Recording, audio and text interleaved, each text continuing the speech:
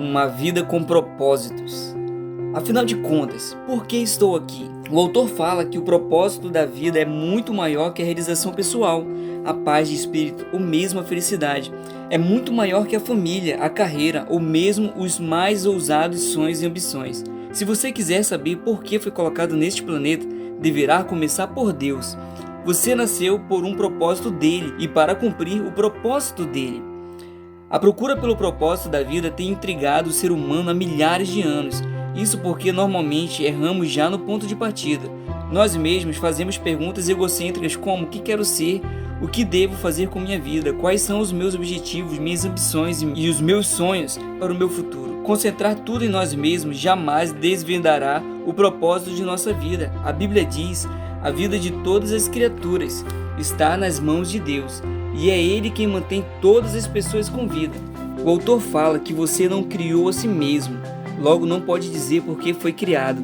O autor diz: se ele entregar uma invenção totalmente desconhecida, você não saberá para que serve, nem a própria invenção terá capacidade de lhe dizer. Somente o inventor ou o manual do fabricante poderia atestar sua utilidade. O autor diz que certa vez ficou perdido nas montanhas. Ele disse que quando parou para perguntar como chegar ao acampamento, disseram-lhe: não existe acesso por aqui. Você precisa ir pelo outro lado da montanha. Da mesma forma, você não pode chegar ao propósito de sua vida concentrando-se em você mesmo. Deve começar com Deus, seu Criador. Você só existe porque o Senhor deseja que você exista. Você foi feito por Deus e para Ele. E até que compreenda isso, a vida jamais fará sentido. Somente em Deus descobriremos nossa origem, nossa identidade, nosso significado, nosso propósito, nossa importância e nosso destino. Todos os outros caminhos levam a um beco sem saída. O autor fala que muitos tentam usar Deus para a autorrealização, mas isso é contrário à natureza e resultará em fracasso. Você foi feito por Deus, não o contrário. E viver quer dizer deixar Deus usá-lo para os propósitos dele, não você usar Deus para os propósitos particulares. A Bíblia diz: ficar obcecado consigo mesmo nessa questão é entrar num beco sem saída. Quem olha para Deus é levado para um campo aberto, a uma vida livre e espaçosa. Então, como descobrir o propósito para o qual você foi criado? Você só tem duas opções. A primeira é a especulação, a preferida pela maioria das pessoas. Elas conjecturam, supõem, teorizam quando dizem: sempre pensei que a vida fosse... ... Querem dizer: este é o melhor palpite que posso dar. Há milhares de anos, filósofos brilhantes discutem e ponderam sobre o significado da vida. A filosofia é uma área importante do conhecimento e tem a sua utilidade. Mas quando tenta determinar o propósito da vida, mesmo os mais sábios dos filósofos estão apenas fazendo suposições. Felizmente, há uma alternativa à especulação sobre o significado de propósito da vida. Trata-se da revelação. Podemos recorrer ao que Deus revelou sobre a vida em sua palavra. O modo mais fácil de descobrir o propósito de uma invenção é perguntando ao inventor. Descobrir o propósito de sua vida funciona da mesma maneira. Pergunte a Deus. O Senhor não nos deixou às cegas para ficarmos nos questionando e conjecturando. Ele claramente revela nas páginas da Bíblia os 5 propósitos que tem para a nossa vida. Como a vida funciona, o que evitar e o que esperar do futuro. Ele explica o que nenhum livro de autoajuda ou de filosofia pode saber. A Bíblia diz: a sabedoria de Deus é algo misterioso que encerra a profundidade de seus propósitos. Nada tem de vaga e superficial. Ela não é uma nova mensagem, é a mais antiga. O que Deus determinou como forma de produzir o melhor dele em nós, muito antes que entrássemos em cena. Deus não é apenas o ponto de partida de nossa vida, é a fonte dela.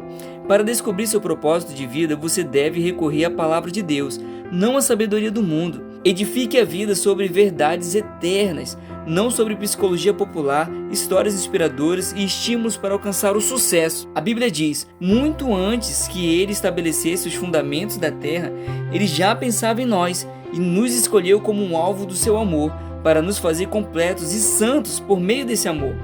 Há muito tempo ele decidiu nos adotar em sua família por meio de Jesus Cristo. E que prazer ele teve em planejar tudo isso. Foi por sua vontade que agora participamos da celebração desse presente do lado do seu Filho amado, totalmente de graça. Esse texto apresenta 3 critérios para o nosso propósito. 1. Você descobre sua identidade e propósito no relacionamento com Jesus Cristo. 2.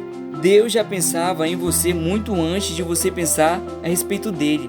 O propósito determinado por ele para a sua vida é anterior à sua concepção. Ele planejou isso antes que você existisse e sem sua contribuição. Você pode escolher carreira, cônjuge, passatempo e muitas coisas na vida, mas não pode escolher o seu propósito. 3. O seu propósito de vida encaixa-se em um propósito muito maior e cósmico que Deus planejou para a eternidade. É disso que se trata esse livro. O autor conta a história de um romancista russo. Cresceu em um regime ateísta e comunista, mas Deus atraiu sua atenção num dia terrível, ele recorda. Aos 27 anos de idade, enquanto estava no metrô, ele foi dominado por um desespero tão intenso que a vida pareceu parar de vez, aproximando-se completamente do futuro e não deixando nenhum significado.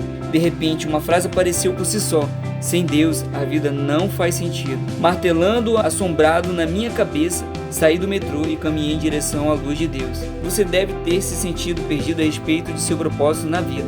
Parabéns, você está prestes a caminhar para a luz. Dia 1. Pensando sobre o meu propósito de vida. Tema para reflexão: eu não sou o foco. Versículo para memorizar: pois tudo, absolutamente tudo, acima e abaixo, visível e invisível, tudo começou nele e nele encontra propósito. Todas as coisas começaram nele e nele encontra seu propósito. Colossenses 1,16.